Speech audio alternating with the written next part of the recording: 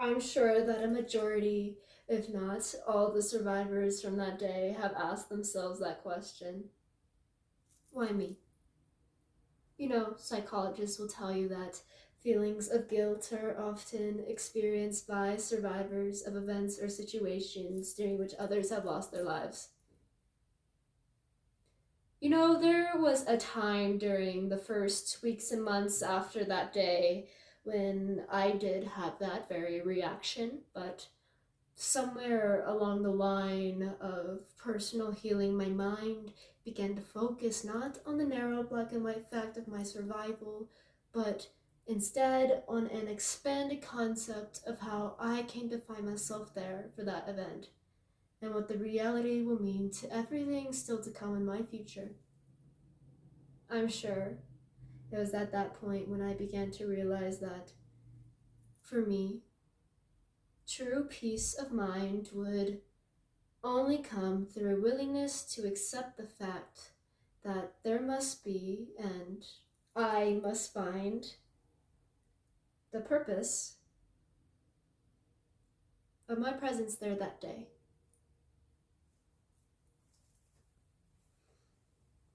September 11th, 2001, 8:46 a.m. Flight 11. Hijacked by Al-Qaeda terrorists, crashed into the World Trade Center North Tower. 9:03 a.m. Flight 175 struck the World Trade South Tower. 9:37 a.m. Hijacked American Airlines Flight 77 crashed into the Pentagon. 10:03 a.m. Hijacked United Airlines Flight 93 crashed into Somerset County, Pennsylvania, killing all aboard. These terrorist attacks killed almost 3,000 people and forever changed the lives of so many Americans.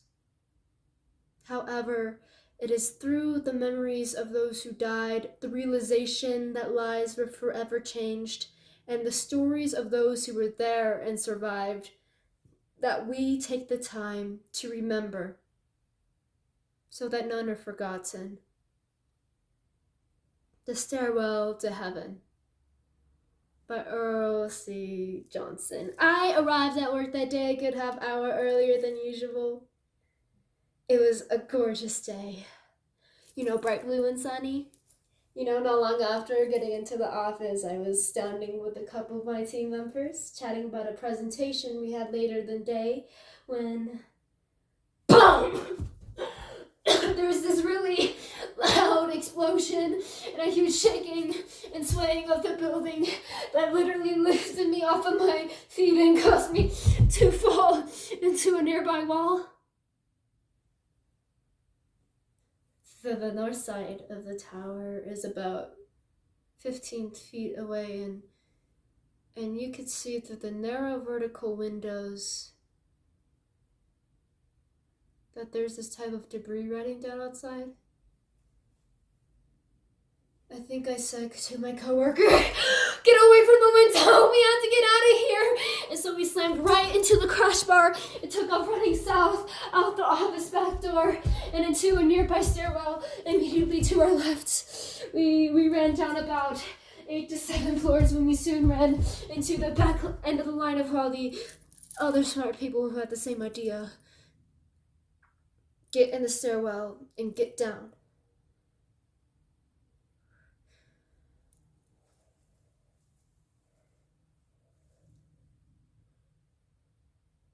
We did not move literally another step at that point for a good 15 minutes, and with each passing minute, you began to sense in your own body the amount of energy you were expending trying to tell yourself to stay calm.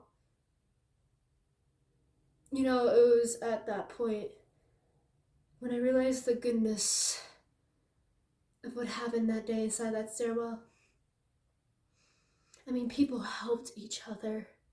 Whether they were more physically challenged at navigating the situation or from an emotional standpoint, simply needing reassurance, somebody reached out a hand and gave that to them.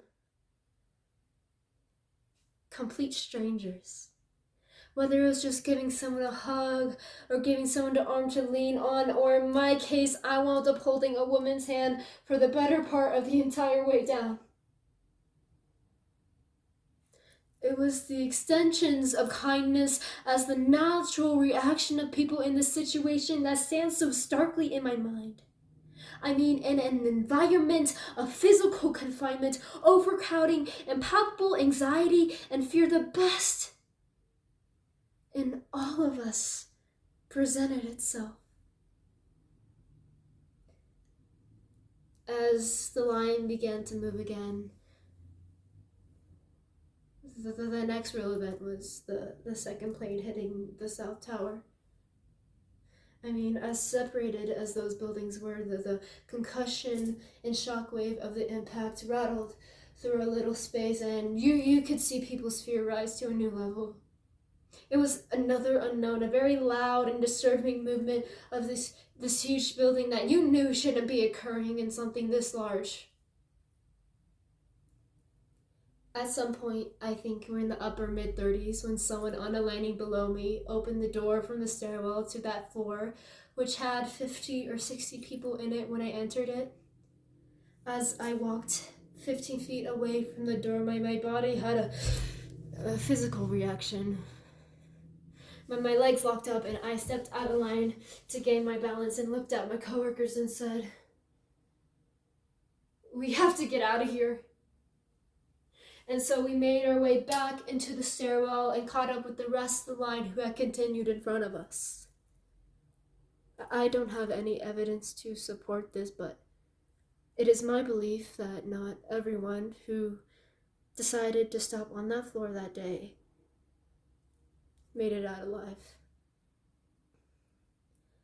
At some point, I started to hear things. I thought I heard some clapping, but it was just fading in and out. But as I got down another flight, it just kept getting louder. And then you see him. It's a New York City firefighter. He is turning the corner on that landing below, and he's marching those steps in your row, telling you it's gonna be okay, you're gonna get out, and keep coming. After you saw the first one, they kept coming. I mean, there were Port Authority policemen, NYPD policemen, plainclothes detectives, and of course the firemen. Now imagine these first responders rolled up to those buildings, got out, saw what you were seeing on TV, and yet came in to do their job. Where do we get men and women like that to do this kind of job? I mean, the self-sacrifice and mentality of these people just boggles my mind. As we approach the bottom,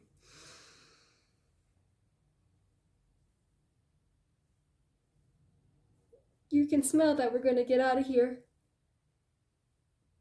We made our way around the shopping area and into the other side of the complex, where we hiked up an escalator and stepped out into the bright sunshine and clear blue sky. It was only after stepping about 15 feet away from the building overhang that I could actually now turn around and look up and see what the rest of the world had been watching on TV.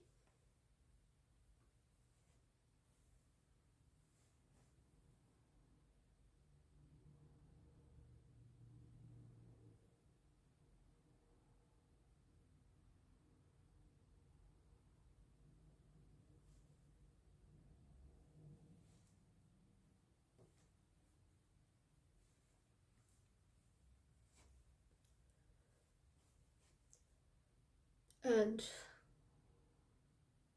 it was the most surreal, unbelievable sight my eyes will ever see. I mean, the smoke and debris pouring forth from those buildings, the thousands of people milling about looking lost and in shock, the poor souls whose only choice was to jump to their death or be consumed by the flames, and all of that imagery weighed heavily on my heart.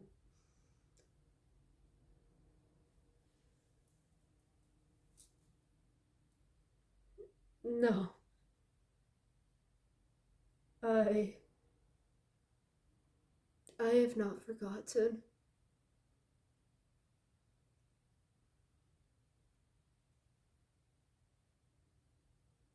Have you